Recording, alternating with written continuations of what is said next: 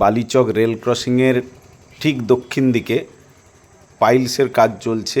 এই পাইল দেওয়া প্রায় কমপ্লিট। এরপরেই এই জায়গায় যে পিলারটি কাজ হতে হতে বর্ষার সময় বন্ধ করে দেওয়া হয়েছিল, সেই পিলারের কাজটি শুরু হবে। এই পাইলের কাজ প্রায় শেষ হতে চলেছে।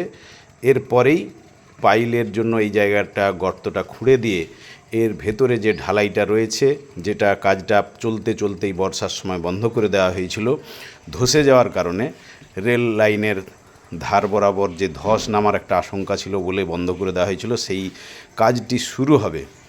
এই অংশে এখন পাইলসের কাজ চলছে।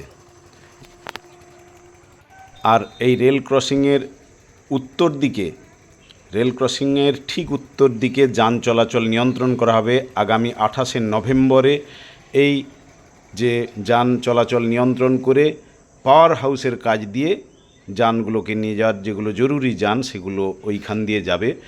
আর সোজা উত্তর দিকে বিডিও অফিসের কাজ দিয়ে যে যানগুলো যেত, সেই যানবাহনটাকে নিয়ন্ত্রণ করা হবে। আগামী 28শে নভেম্বর থেকে ওই দিকটা ব্লক করে দেওয়া হবে, কেননা ওই দিকে কানেক্টিংয়ের কাজটা হবে।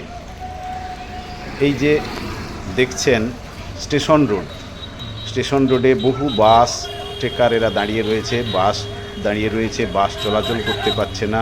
রেল ক্রসিং পারাপার বন্ধ রয়েছে, তাই এখানে বহু বাস লাইন দিয়ে দাঁড়িয়ে রয়েছে। যাত্রীদের দুর্ভোগ চলছে। দ্রুত যাতে এই ফ্লাইওভার নির্মাণের কাজ সম্পন্ন হয়, তার জন্য বারবার দাবি তোলা হয়েছে। কাজ চলছে। তারা কথা দিয়েছে জুন জুলাইয়ের মধ্যে এই ফ্লাইওভার নির্মাণের কাজ সম্পন্ন হবে। সেই কাজ চলছে। আর এই যে গার্ডারের কাজ, যে জায়গাটা ঢালাই বাকি রয়েছে কানেক্টিংয়ের জন্য, সেই কাজটা চলছে। এই নভেম্বর মাসের শেষ অথবা ডিসেম্বরের একেবারে প্রথমে ঢালাইয়ের কাজটা সম্পন্ন হবে। তার আগের যে প্রস্তুতি, সেই কাজটি এখন চলছে।